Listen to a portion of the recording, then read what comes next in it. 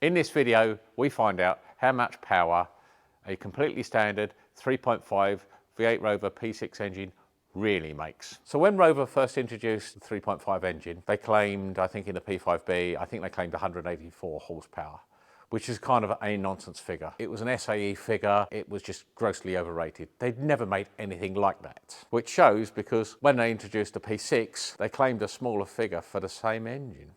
If we look in our old auto data book, for the P6, Rover claimed 147 horsepower in the early Series 1s, 152 for an S, and later on, for the 9.25 engine, it's rated at 143 horsepower, or in S configuration, 152. But later on, with the event of the Rover SD1, which had improved air filtration, improved cylinder heads, and improved exhaust manifolding and exhausts, they claimed 155. Which doesn't seem much more for all those improvements. So what does it really make? Well, we're going to put this to the test now. This is the actual engine we tested. It's actually in a P6 Auto, but for testing purposes, on our dyno, we use S exhaust manifolds and downpipes and a bigger bore system. Mechanically, the Auto and S engines are the same, other than for the exhaust. So the car is an Auto, but we will reference the power outputs for the S. The engine itself being completely stripped down and rebuilt, but it is as standard as it's possible to get. The engine had new liners fitted and brand new standard size pistons. Although it's had the minimalist amount skimmed off the head and the block, it's not been rebored, so the capacity is still the factory 3,528cc. It's no increase in size whatsoever. So with a standard production cam, new standard Land Rover genuine timing gears and everything, it is as close to a standard engine as we can get, albeit completely rebuilt. So according to the book, we should have 152 horsepower. The only caveat is that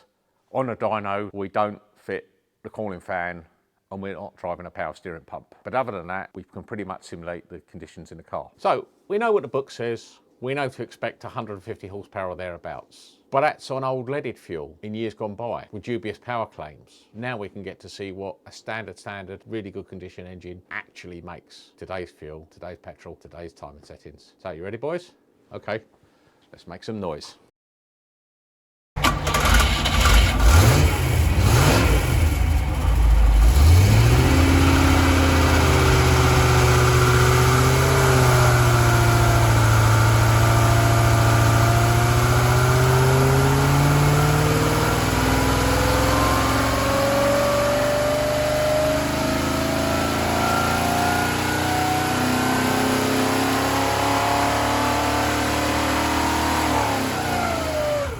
Right, we've got a couple of runs in. It's nicely warmed up. Let's go again, and this time, let's see the numbers.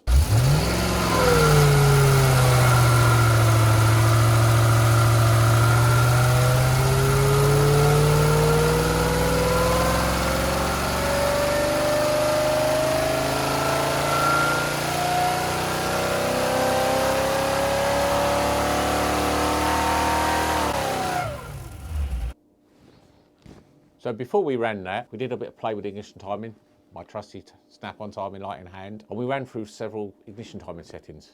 And a point to note here, this distributor has also been rebuilt, and again it's standard, and in fact it's so standard it's still on points. This engine worked best with the ignition timing dialed in at 4 degrees before top dead centre at 800 RPM, which is surprisingly retarded because you would actually expect a little bit more. You'd expect 3 or 4 degrees on a 10.5 to 1 compression, but this isn't. This is a 9.2. Anyway, 4 degrees timing was what it wanted on modern 99 octane super unleaded. What's the little man in the graph got to say?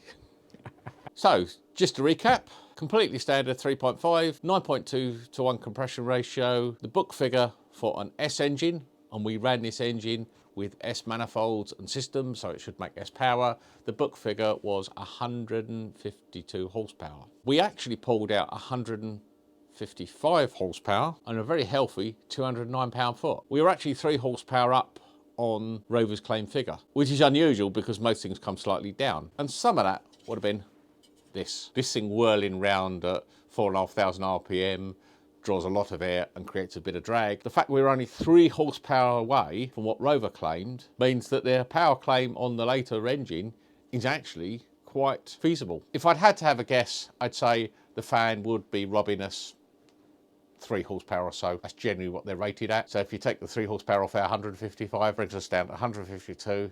It is bang on the money. And it's nice to see a standard engine make standard power. In our next Rover video, we're going to compare this engine, the one we did earlier last year, where we just mildly warmed it up. And we'll show you basically what a cam swap and a bit of tickling of the cylinder heads does for your V8 Rover. You know what comes next, guys? Give us a bit of support, like, share, subscribe, ring the bell, catch you on the flip side.